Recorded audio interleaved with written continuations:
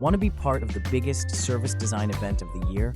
The Service Design Global Conference 2025 takes place October 15th to 17th in Dallas and online, and we're giving you the chance to win 2 free online tickets.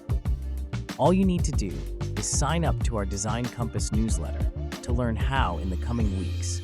You'll find the link right there in the show notes for this episode. Don't miss 3 days of fresh ideas, hands-on strategies, and global connections. Check the show notes, sign up, and you could be joining SDGC 25 online.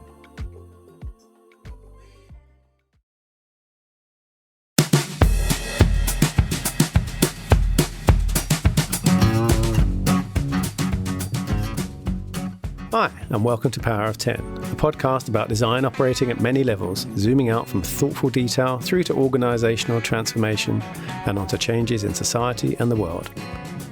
My name's Andy Pallane. I'm a service design and innovation consultant, educator and writer. My guest today is Jeff Sussna, an internationally recognised IT coach and design thinking practitioner. Jeff specialises in helping digital organisations build continuous learning cultures. His career spans 30 years of building systems and leading organisations across the entire product development and operations spectrum.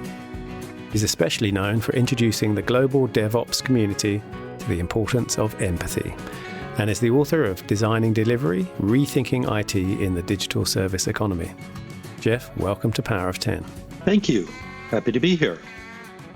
So the first question is, in this current climate is, how are you doing and what's going on in your world? I'm doing as well as can be hoped, I think. It's funny because I have reached that point of my life where I've started thinking about downsizing where I live. And at the moment, I'm really happy I haven't. Because I have enough space so that my family members and I don't get completely in each other's faces, and we can do our work in our own rooms. And where we live, there's enough room to walk without running into people. It was interesting. There's a park, nature preserve just down the street from us, and I was walking on the sidewalk there the other day. And another person came along, and we both made a conscious effort to walk as far apart from each other as we could. And it was a really interesting kind of new sort of social protocol, if you will, that we were doing. That we both knew what to do, and we looked at each other like, "Yup, we're going to do this, and we know why." And it was really interesting. I've noticed a lot of intense kind of investigative stares. I feel like kind of people, as I walk past people, because I live sort of very close to the countryside, and can go easily. I live in a wine region, so it's easy for us to go up and kind of walk amongst the vineyards and stuff. You meet people on the way, and everyone's kind of looking at each other as they go for like tanks, right? The sort of turret swivels as you kind of look at each other from a distance. I'm sure people are going, is that person's nose a bit red? Are they sniffling? On the other hand, to kind of check the other person out. I live in Minnesota, which is not the most outgoing culture on the planet. And we are all smiling at each other a lot more now because we're much more eager for social contact than we have been. Yeah.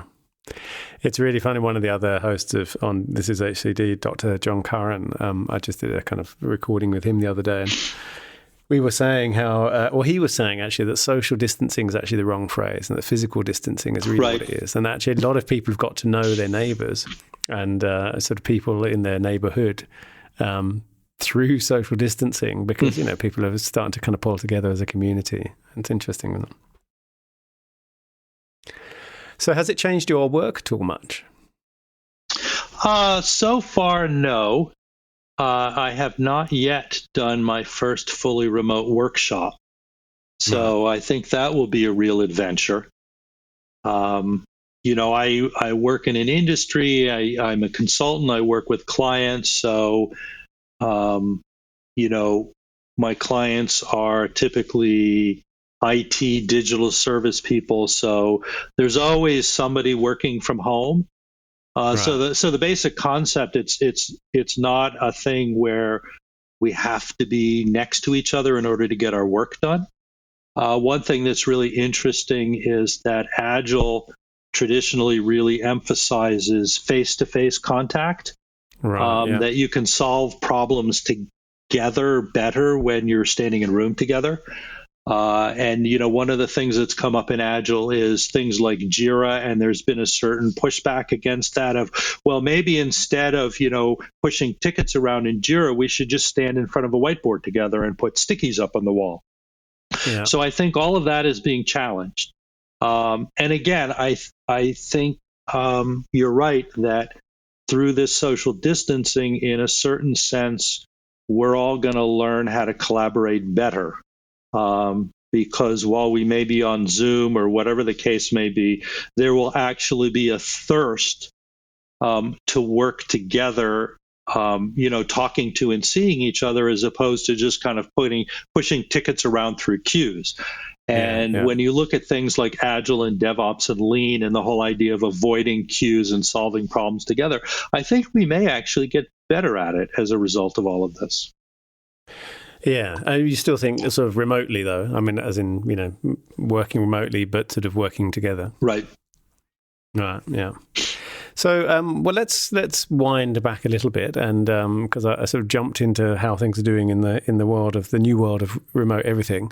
So, tell me a little bit about what you do and how you've got to where you are. So, how I got to where I am is a long story. It started with being a liberal arts student in college and being surrounded by creative people. My father ran an architecture firm for many years, and when he retired, he became a watercolor painter. So I've been very strongly influenced by designers and artists while not being one myself, particularly. And one thing led to another, and I found myself wandering into the world of software development in the 1980s, and did that for many years, and then discovered the world of software operations and data center operations. So I kind of have the perfect DevOps portfolio or background, if you will, but there was always this kind of design art thing in the background that I didn't quite know what to do. And then about 10 years ago, a couple of things happened simultaneously that really profoundly impacted my approach to my work. The first was I read Tim Brown's book, Change by Design, and was introduced to design thinking, which led me to discover service design. And at the same time, cloud computing was happening in my industry. And the fundamental promise behind cloud computing is that software becomes service.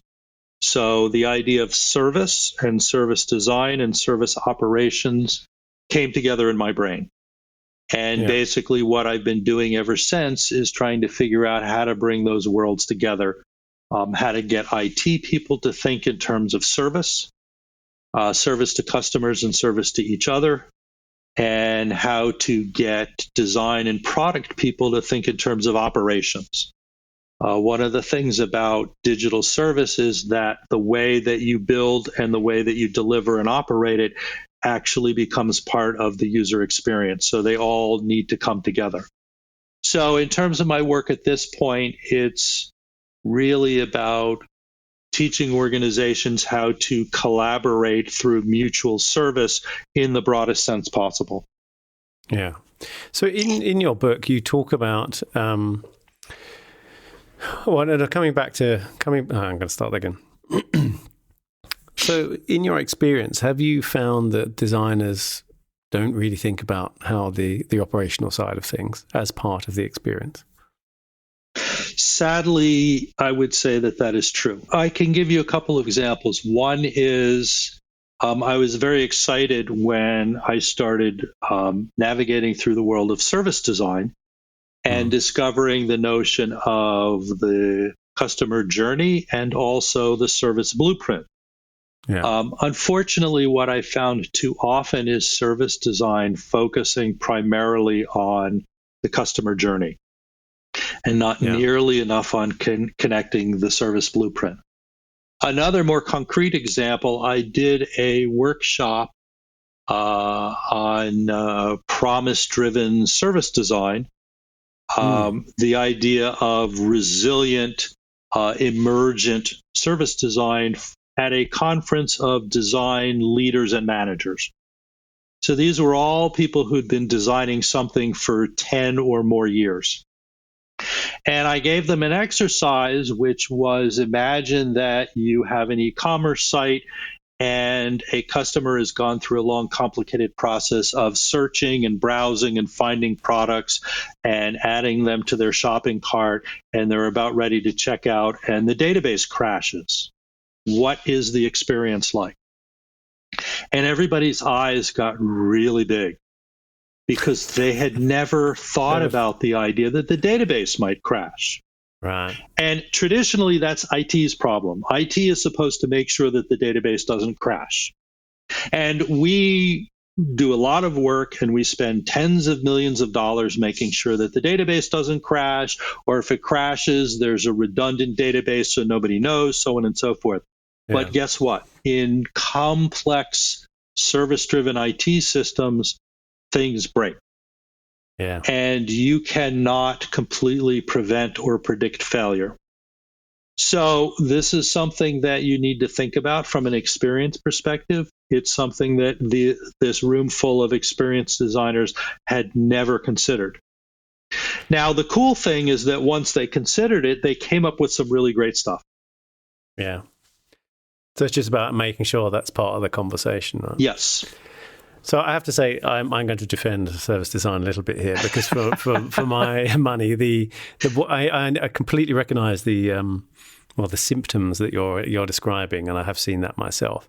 And I think that one of the things that, at least and we talk about in our book quite a lot, is, service design is the front stage and the backstage.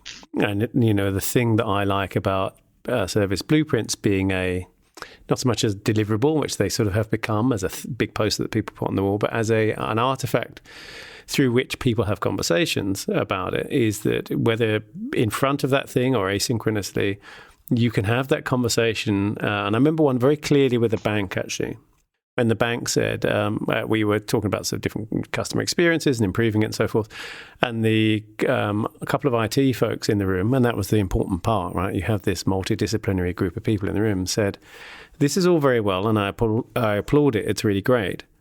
But we've underfunded for the last, because this was post GFC. So we've underfunded our back end, our technology for the last 4 or 5 years. There's no way we can deliver this without the whole thing kind of falling over. And so for me, that was one of the kind of really crucial bits, is if you're not having that conversation at the time, for my money, you're not really doing service design properly.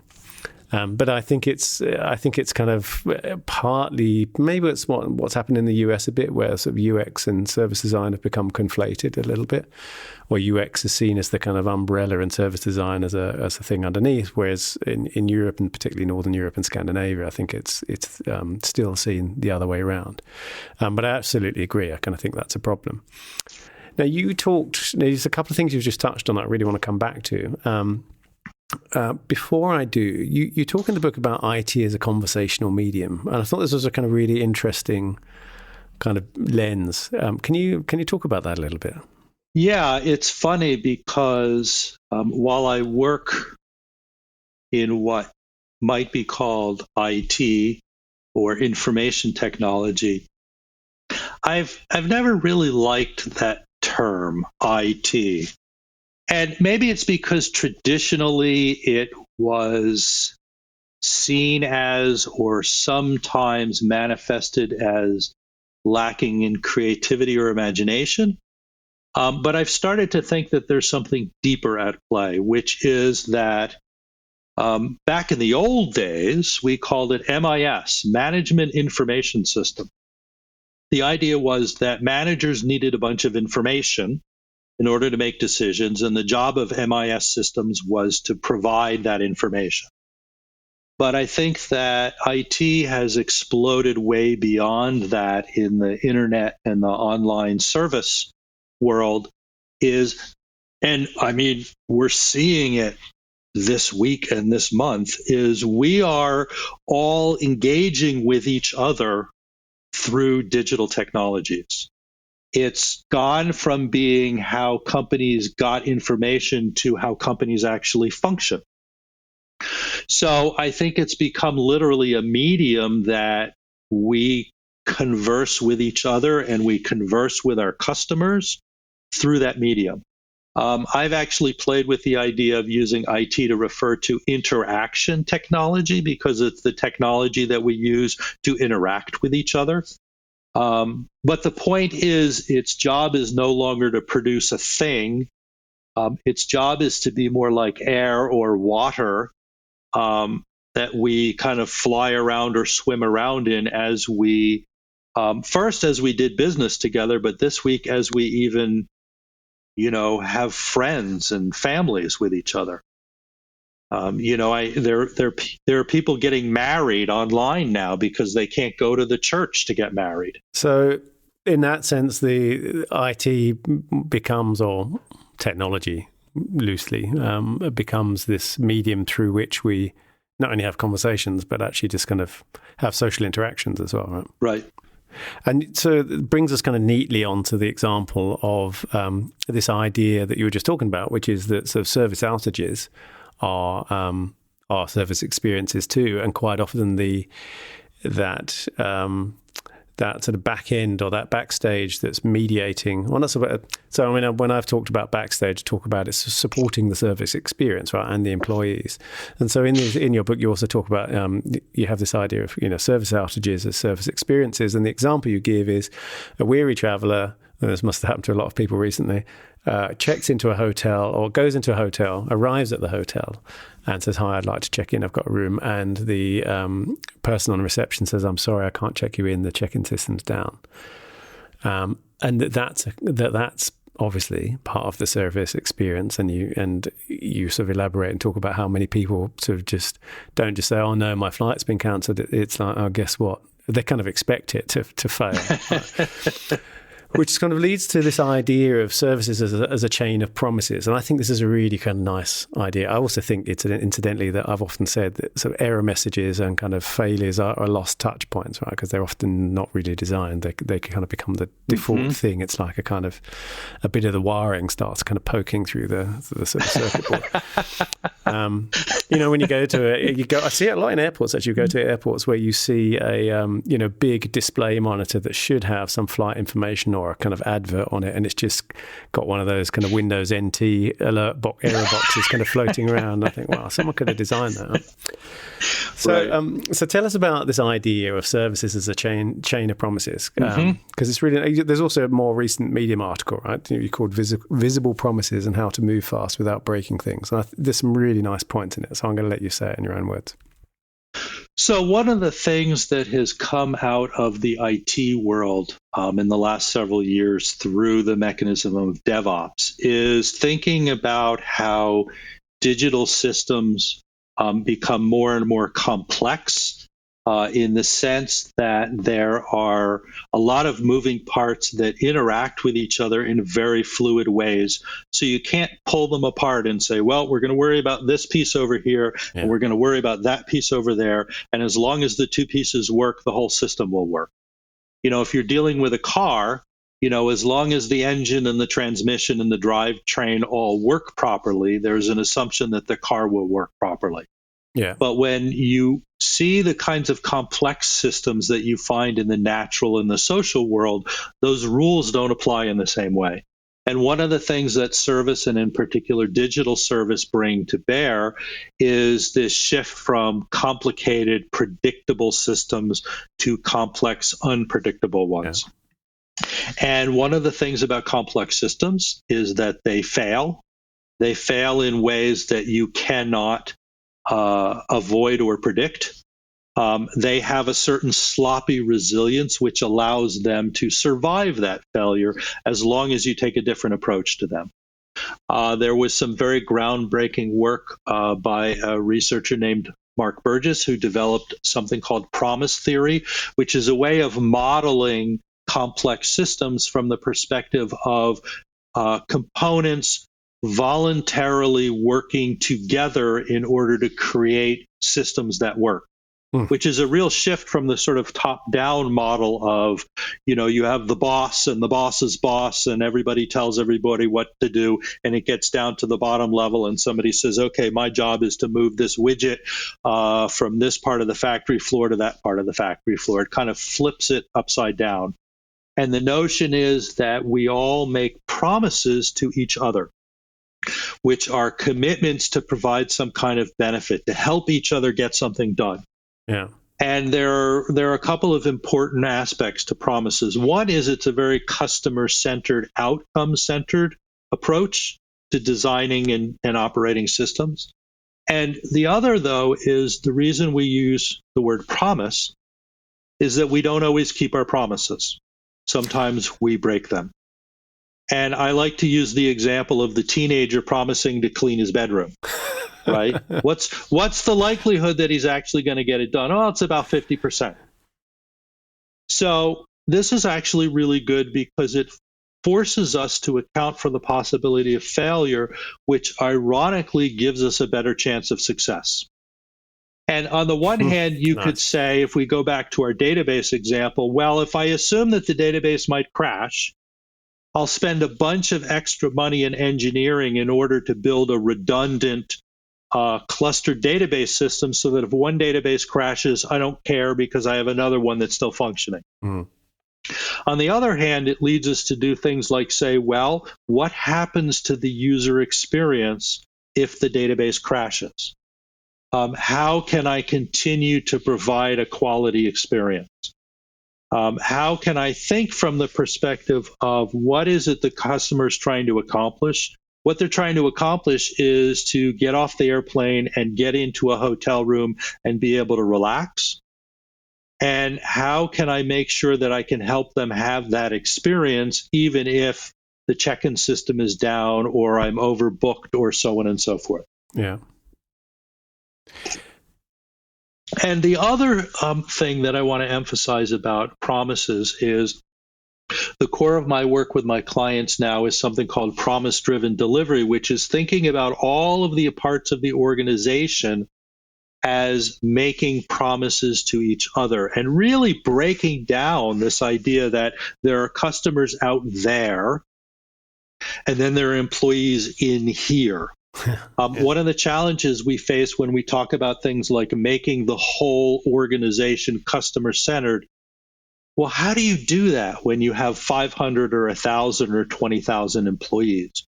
You can't just put everybody in front of the customer. You can't just kind of hardwire, well, this is what the customer wants, so everybody's supposed to work on that. It needs to be more flexible and more emergent than that.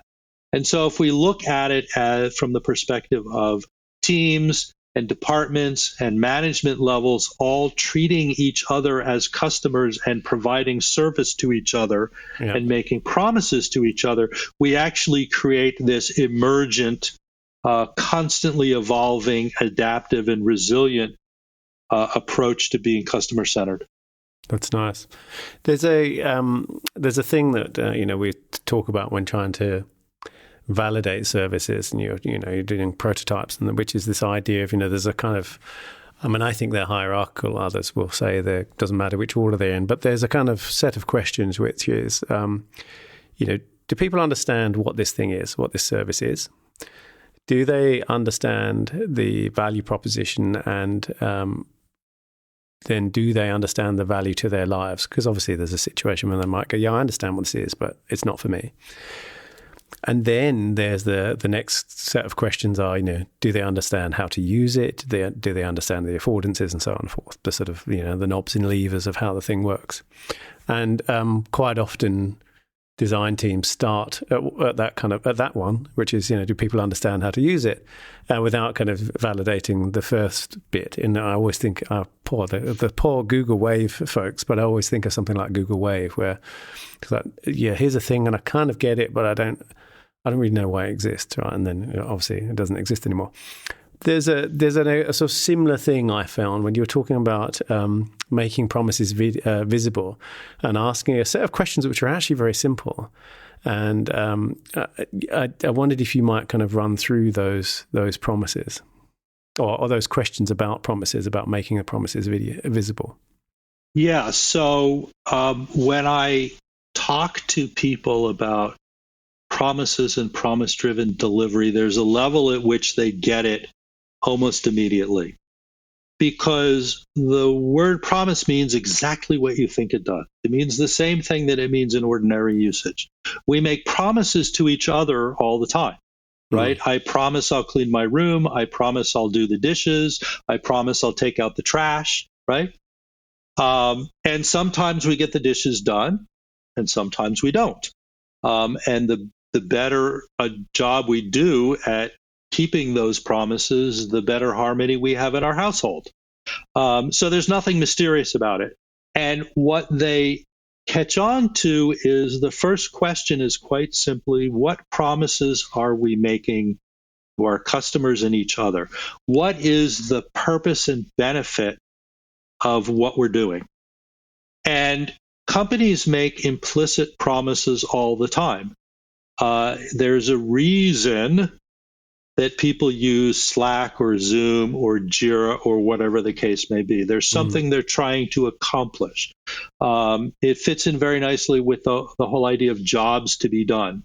What are you trying to get done that you need help with? Yeah. And as a company, if I start by thinking about what I'm helping you to accomplish, the example I use there is, why is it that people get frustrated when hotel Wi-Fi is really bad? Because what we're trying to accomplish when we stay in a hotel is not just have a place to sleep. We are on a trip somewhere, whether that be a trip to take our kids to Disneyland, or a trip to speak at a conference, or a trip to close some sales deals. There's something we're trying to accomplish, and the hotel needs to help us. So we need to get a decent night's sleep. We need to be able to get some decent food. We probably need to either do some work or make some reservations for the ride at Disneyland or whatever the case may be. So if we think about it from a truly customer-centered lens, what is the fundamental promise we're making? Then we start to understand why things like hotel Wi-Fi is important. And then the next question is, well, how well are we keeping those promises?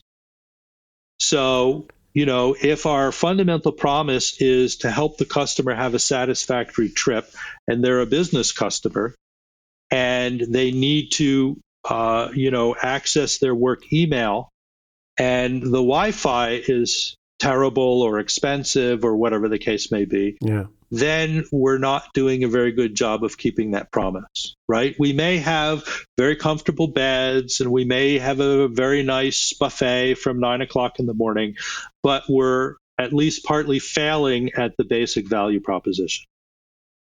And that leads us into a continuous process of asking, well, how can we do a better job of keeping our promises? And it also leads us to a more interesting question, particularly from a design perspective, of, are we actually making the right ones? Yeah.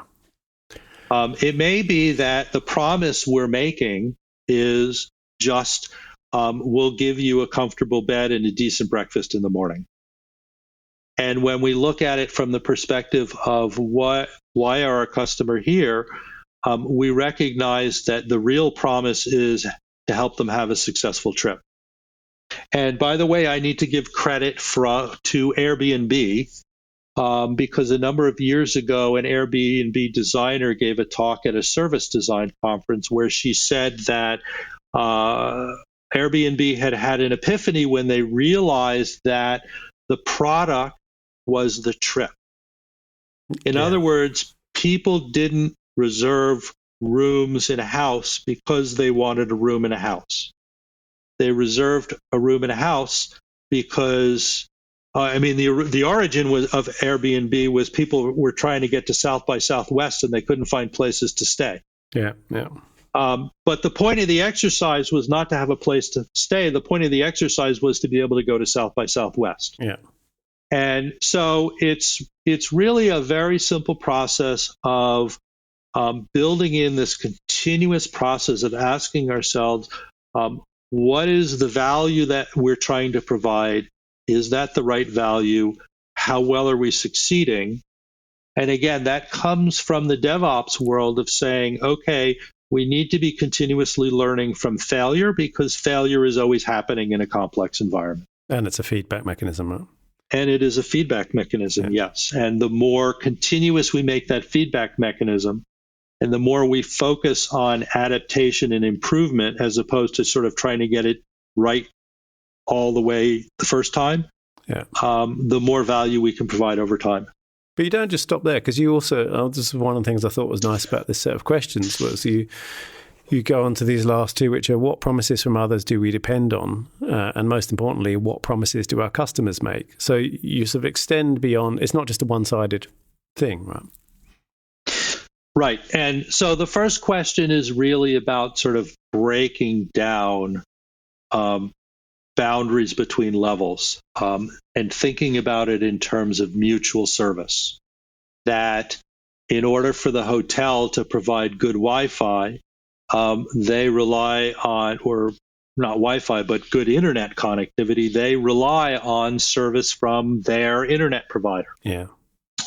And so when they're thinking about, okay, we've installed all of these Wi-Fi repeaters all the way through, we have one in every room in our hotel now.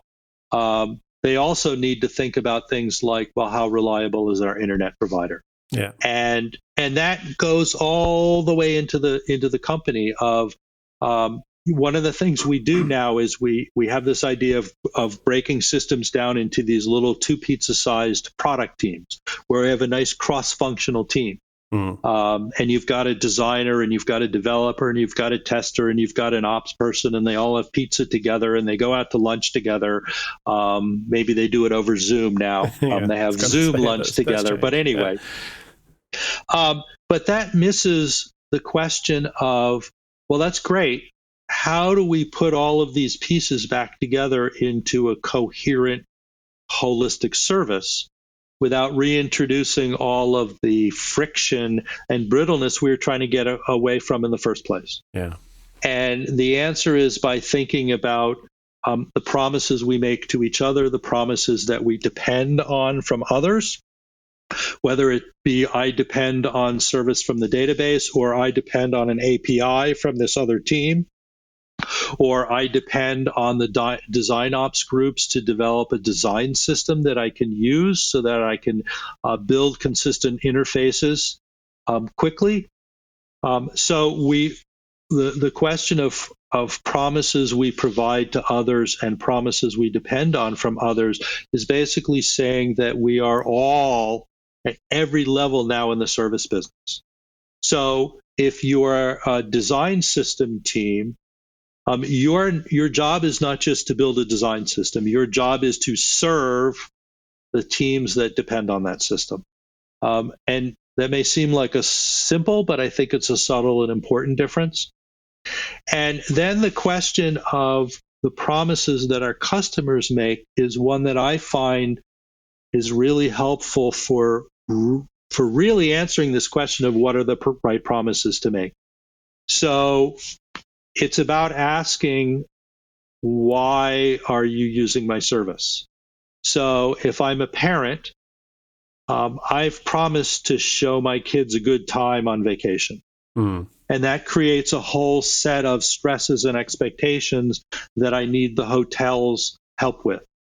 If I'm a business person or a salesperson, and I've promised to close some sales in order to make my quarterly numbers, that creates a whole set of stresses and expectations that I need help with. Yeah. And if I'm the service provider and I'm trying to figure out, well, why am I really in business? What is my purpose? Well, my purpose is to help Andy. Well, what is it that Andy needs to accomplish? What are the things that drive him? So this is really all about trying to think in terms of networks of needs and networks of expectations and networks of value that we can offer to each other in order to help each other get things done for our own and others' benefit.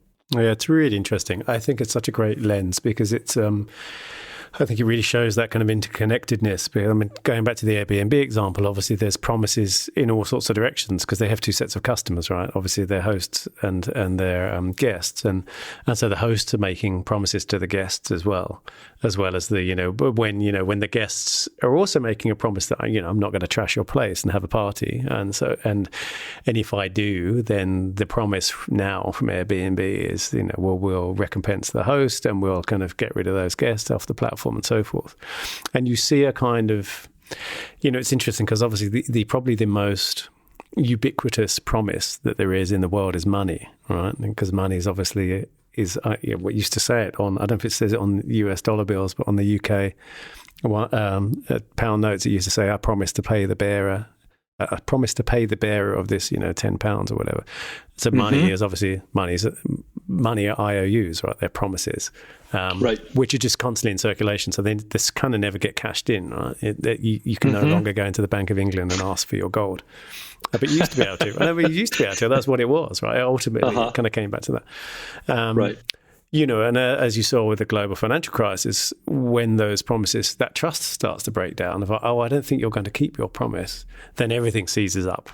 And it's interesting right now, we're just talking right at the sort of beginning, or as I'd say, the middle of the beginning of the coronavirus kind of outbreak. And there's a lot of stuff going on where you're seeing what promises are being made, what promises are able to be kept. Also that responsibility to each other. We talked just sort of early on about kind of going out for a walk where you're as you walk past someone, everyone's practicing the social distancing, so you're kind of keeping that. There's this new social etiquette of keeping your distance, right? Right. I promise not to walk within 6 feet of you. I promise not to infect you. I promise not to go and clear out the supermarket shelves of toilet paper, all that kind of stuff. And you're seeing how kind of there's different levels of, people honouring those promises or not. It's kind of fascinating. So that's why I think it's a kind of a brilliant lens. And how have you found this has landed kind of with different parts of the organisation, with the management and sort of business sort of C-suite folks versus IT leadership versus people really on the front line? Well, I think the interesting thing is one of the things that we're going through right now, when you look at things like Agile and DevOps, is deeply within them is the notion of higher trust organizations. Mm-hmm. That in the 21st century digital service economy, blah, blah, blah, blah, blah, workers and teams need more empowerment and more autonomy. And the notion of a promise is it's something voluntary. It's the converse of a requirement or an imposition, right? We make a promise to you is different from you told us what to do. And there's a certain tension happening as organizations are learning how to do this. In some cases, you will see leadership really liking promises from the perspective of, well, I'm as the CEO or the CTO or the head of sales or whatever, I make promises to customers and I need my employees to keep those promises, right? Yeah. This doesn't quite work like that. So there's a certain bumpiness, which is completely natural as organizations are trying to adopt things like Agile in a bigger sense and grappling with the sort of underlying post-Taylorist, if you will, ways of thinking that are required. One of the other unintended consequences that I hope will be an outcome of this fully remote working is it's a lot harder to micromanage people's time. Yeah, you have to trust them, right? You have to trust them. And I think that's a really good thing. And in my kind of fantasy world, a year from now, this whole idea of kind of top-down 20th century management will be a thing of the past because it was We're forced to assume that people are going to get up in the morning and get on Zoom or Teams or Slack or whatever it is and do their work together, and that good work will happen. My sense is that we're going to learn a lot about, hopefully, the good side of people in the next year, and that we're going to learn about it in the social realm, but also in the workplace realm as the nature of the workplace fundamentally changes. Well, the great thing is we'll have a kind of huge case study and loads of evidence to show it. Well, I mean, literally say, listen, you're asking me to do this thing, during this crisis, we did this without you kind of, micromanaging me, and here's the evidence to prove it. This seems like a good place to wrap up. As the podcast is named after the Eames film Powers of 10, about the kind of relative size of things in the universe. And one of the things I ask every guest is, what one small thing, either that is well designed and overlooked, or it really needs to be redesigned, has an outsized influence on the world. So what came to mind for me is opportunities to do nothing. And let me explain what I mean by that. I went to a wonderful art installation at the Minneapolis Institute of Art by Robert Wilson, who's, how do you describe what he does? He does very postmodern visual art installation like theater pieces. Yeah. And he did this wonderful, very visually rich art installation. But the first room, you were brought into the room, it was almost entirely pitch black, and you were asked to sit quietly in that room for 5 minutes before you went into the rest of the show. And once you did that, everything else was so much richer. Nice. And so much more compelling to look at. And one of the things that we're all learning right now is to deal with a certain amount of boredom and stir craziness. Yeah. Right? You can't go to the movies. Yeah. You can't go out to dinner. You can't go to a bar or a party with your friends. So we're all being sort of thrown back on ourselves and having to spend a certain amount of time sort of just being with ourselves. Yeah. And I think injecting that into our lives and our work, having opportunities at the beginning of a meeting for everybody to just sit quietly for 2 minutes without saying anything, I think could have a tremendous amount of power in helping us all be together and accomplish things, but also just live our lives together. That's very, very nice indeed. So I shall try and find some links to that. Was that the China's Last Dynasty installation from Robert Wilson? Yes, it was. Yeah. And I'll put them in the show notes. So where can people find you online? They can find me at Sussna-associates.com. They can find me on Twitter at Jeff Sussna. That's JEFF SUSSNA. Yeah. Correct. Yep. And that's probably the best place to look for me. Yeah, they'll find you on LinkedIn and Medium and other places too. I'll make sure there's some notes. Jeff, thank you so much for being my guest on Power of 10, and I hope you stay sane and safe during this time. Thanks, same to you and all your listeners, and thanks for having me. It's been a pleasure. Thanks for listening to Power of 10. If you want to learn more about other shows on the This Is HCD network, go to thisishcd.com, where you'll find ProdPod with Adrian Tan, Decoding Culture with Dr. John Curran, Ethnopod with Jay Hasbro, Bringing Design Closer and Getting Started in Design with Gerry Scullion, and Talking Shop with Gerry, myself, and some of the other hosts. You'll also find the transcripts and links to this show, and you can sign up to our newsletter or join our Slack channel and connect with other designers around the world. My name's Andy Pollane. You can find me at pollane.com or apollane on Twitter. Thanks for listening, and see you next time.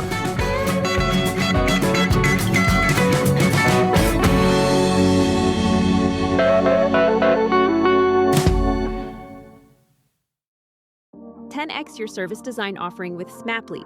Take 20% off any order with This Is HCD 20 off. Let's superpower you and your design team's potential. Sign up at smapply.app. Enjoy the episode from your friends at Smapply, helping support This Is HCD podcast.